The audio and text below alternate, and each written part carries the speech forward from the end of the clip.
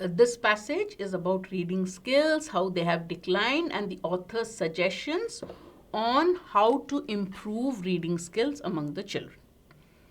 Let's read the passage before we look at the questions.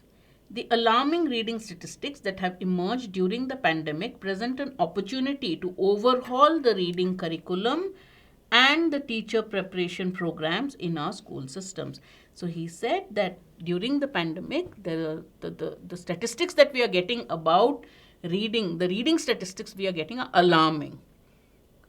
But he says this is the good opportunity. This is a good opportunity to overhaul, to totally change the reading curriculum and teacher preparation programs in our school systems. Reading this, this is what the passage is all about. But let's read and see what the author says further.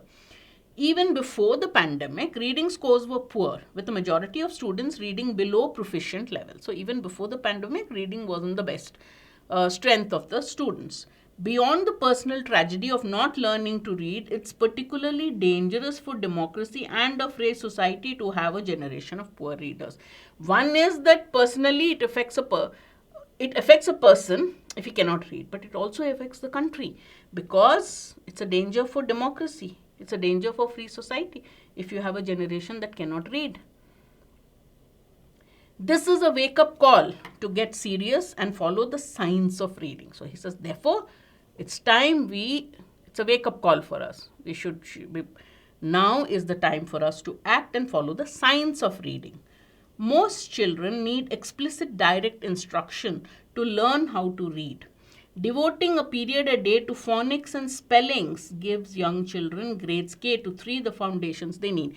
Now the author is giving suggestions on how to improve reading skills. One, he says, give them one class a day for phonics and spellings to young children, and that will give them the foundation they need.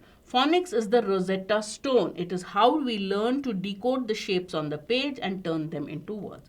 The key is, it's the Rosetta Stone. The Rosetta Stone is a stone that gives you clues. That's the main key to it. Holds the answer.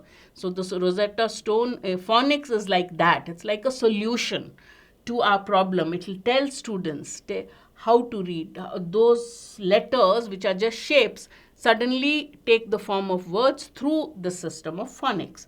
Comprehension strategies are important, but no matter how effective they may be for good readers, comprehension is important and they are effective for good readers, but they don't work if you can't read the words in front of you. How can you understand? How can comprehension happen unless you understand the words that you read? Right now, too many children are on shaky ground, and as they progress in school, their poor reading skills prevent them from reading more complex material, and a cascade of trouble follows.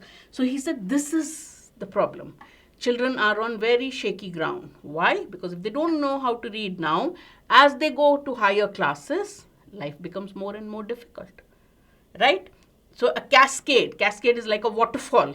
A series of problems will follow. Schools need to make big changes fast. The changes have to be big and the changes have to be made really quickly. Schools don't need open-ended, vague reading programs that ask teachers to make it up as they go. We don't need unplanned, make it up as you go programs. Reading needs to be taught systematically and teachers need training. You have to teach reading systematically. To do this, you have to train the teachers. Most teachers want training so that they can do their jobs effectively. If a teacher has to teach reading effectively, he or she has to be given the correct training to teach reading effectively. Ringing alarmist bells about learning loss seems to place the blame on students. So the statistics show learning loss in students. But according to the author, this seems to put the blame on students, so many of whom have experienced trauma over the last 4 years, yet have shown resilience. They've faced so many problems during the pandemic, but they've showed resilience. They've shown the strength to face the problems and to bounce back. Let's start by redesigning our system based on what we know about how students learn best. And then, what does the author say? How do students learn best? Engaged in relevant learning experiences. So how do students learn best? When they are engaged in relevant learning experiences. By simply focusing on catching students up, we fail to examine the problematic ways we are measuring progress and delivering instructions. We are simply focusing on catching students up. Okay, do this, do this, do this, go to the next level. And in doing this, we don't examine the problematic ways. We don't understand that we are measuring progress in a different way, in a faulty way.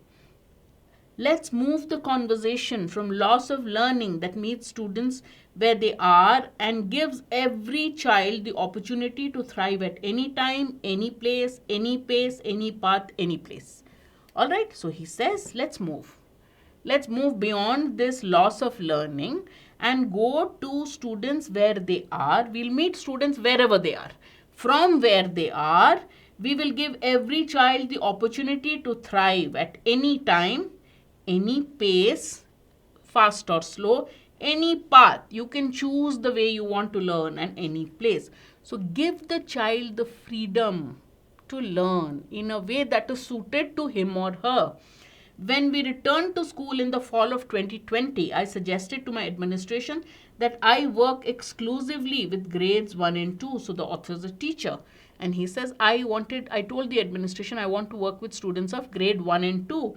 When kids learn to read, I was the sole reading teacher. I was the only reading teacher in a school of 450 students with a hybrid schedule that enabled me to see 45 students a week.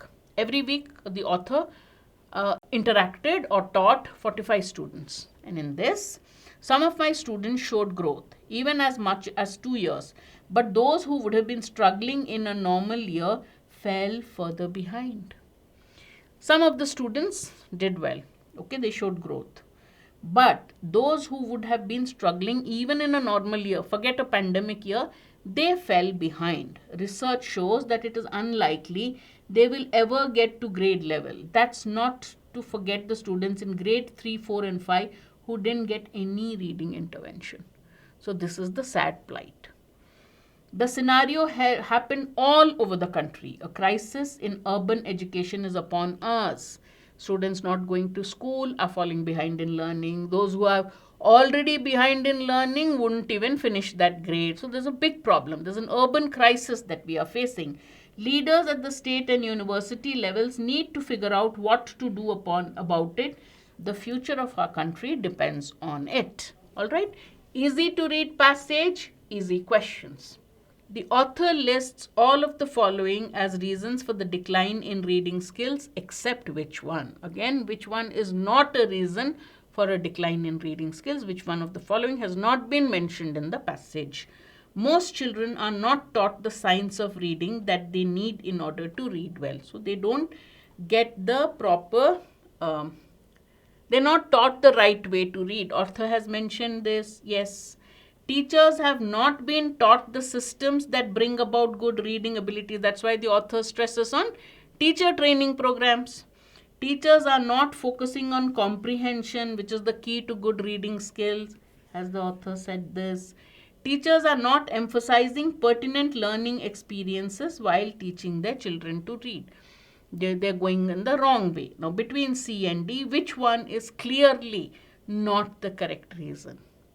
He didn't say teachers are not formed. He says comprehension is important. But how will you comprehend unless you learn the words? Therefore, C is the answer.